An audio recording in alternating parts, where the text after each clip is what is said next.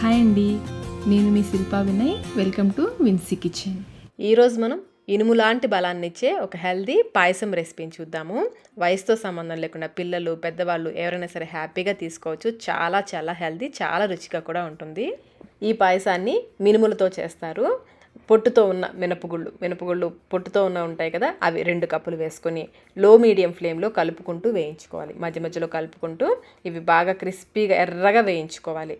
ఫ్లేమ్ని అయితే అస్సలు హైలో పెట్టద్దు, కంప్లీట్గా లో ఫ్లేమ్లో పెట్టైనా వేయించుకోవచ్చు, లేదంటే లోకి మీడియంకి అడ్జస్ట్ చేసుకుంటూ మధ్య మధ్యలో కలుపుకుంటూ వేయించుకోవాలి. ఇవి వేగితే మీకు కమ్మటి వాసన వస్తుంది. అలాగే మీరు ఒక పప్పుని పగలగొట్టి చూస్తే లోపల ఎర్రగా ఉండాలి. చూస్తున్నారు, ఈ విధంగా బాగా ఎర్రగా ఉండాలి. 2-3 పప్పుల్ని ఇలాగే పగలగొట్టి చూడండి, ఎర్రగా ఉన్నాయి అంటే వేగిపోయినట్లే. ఇప్పుడు స్టవ్ ఆఫ్ చేసేసుకుని ఈ మినుముల్ని ఒక ప్లేట్లోకి పోసేసుకోండి.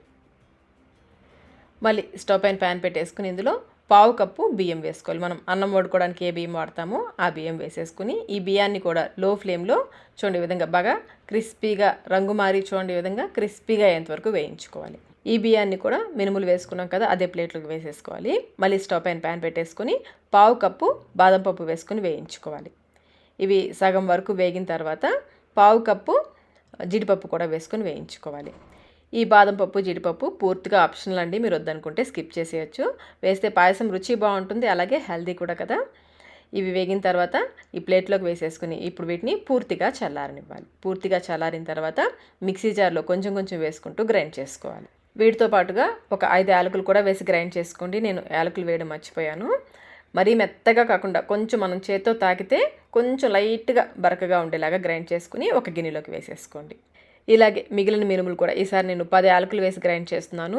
మీరు 2 సార్లుగా గ్రైండ్ చేసినప్పుడు మొదటి వాయిలో ఒక 5, రెండో వాయిలో ఒక 5 వేసుకోండి. నేను ముందు వాయిలో వేయలేదు కాబట్టి ఈ 2 వాయిలు కూడా బాగా కలిసేలా కలిపేస్తున్నాను. ఈ పొడితో మనం సున్నుండలు చేసుకుంటాం కదండి, అదే పొడి దీంతోనే పాయసం కూడా చేస్తారు. ఇలా పొడి చేసి పెట్టేసి స్టోర్ చేసుకున్నామంటే సున్నుండలు చేసుకోవచ్చు, పాయసం చేసుకోవచ్చు. మనకి బయట 2-3 నెలల వరకు నిల్వ ఉంటుంది, ఫ్రిడ్జ్లో అయితే 6 నెలల పైనే నిల్వ ఉంటుంది. ఇప్పుడు ఈ పొడితో పాయసం ఎలా తయారు చేసుకోవాలో చూద్దాము. ఒక చిన్న బౌల్ తీసుకుని ఇందులో 1/2 కప్పు ఈ మినపసున్ని వేసుకుని ముందు కొంచెం నీళ్లు పోసి ఉండలు ఏమీ లేకుండా కలుపుకోవాలి. ముందే నీళ్ళు ఎక్కువ పోసేసారంటే ఉండలు కట్టేస్తుంది. ఈ విధంగా ఉండలు లేకుండా కలుపుకున్న తర్వాత మిగిలిన నీళ్లు పోసేసుకుని మొత్తం నేను 1 కప్పు నీళ్లు పోసాను. ఈ విధంగా పల్చగా కలిపేసుకుని, ఎక్కడా ఉండలు లేకుండా పల్చగా కలిపేసుకుని పక్కన పెట్టేసుకోండి.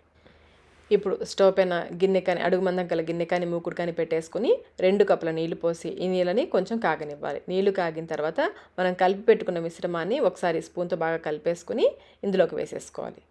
ఇందులో పోసేసి వెంటనే కలిపేసుకోండి. ఫ్లేమ్ని మీడియంలో పెట్టేసి ఇలా కలుపుతూ ఉంటే కొంచెం సేపటికి ఇది చిక్కబడటం స్టార్ట్ అవుతుంది. ఇది కొంచెం చిక్కబడేంత వరకు ఇలాగే కలుపుకుంటూ ఉడికించుకోవాలి. ఒక 7-8 నిమిషాల తర్వాత ఇందులో 1/2 కప్పు తురిమిన బెల్లం వేసుకోవాలి. స్వీట్ అయితే చాలా మైల్డ్గా ఉంటుందండి, తీపి ఎక్కువ తినే వాళ్ళైతే కొంచెం ఎక్కువ వేసుకోవచ్చు. ఈ బెల్లం కూడా బాగా కరిగేలాగా కలుపుకుంటూ ఉడికించుకోవాలి. బెల్లం కరిగిపోయిన తర్వాత ఇందులో 1/2 కప్పు పచ్చి కొబ్బరి తురుము వేసుకోవాలి. స్వీట్ ఇష్టపడిన వాళ్ళు బెల్లం స్కిప్ చేసేసి ఉప్పు వేసేసుకుని కొంచెం వెల్లుల్లిపాయ కూడా దంచి వేసుకుంటే బాగుంటుంది. అయితే మనం గ్రైండ్ చేసేటప్పుడు యాలకులు వేసుకోకూడదు, మనకి స్వీట్ కాబట్టి మనం యాలకులు వేసి గ్రైండ్ చేసాము.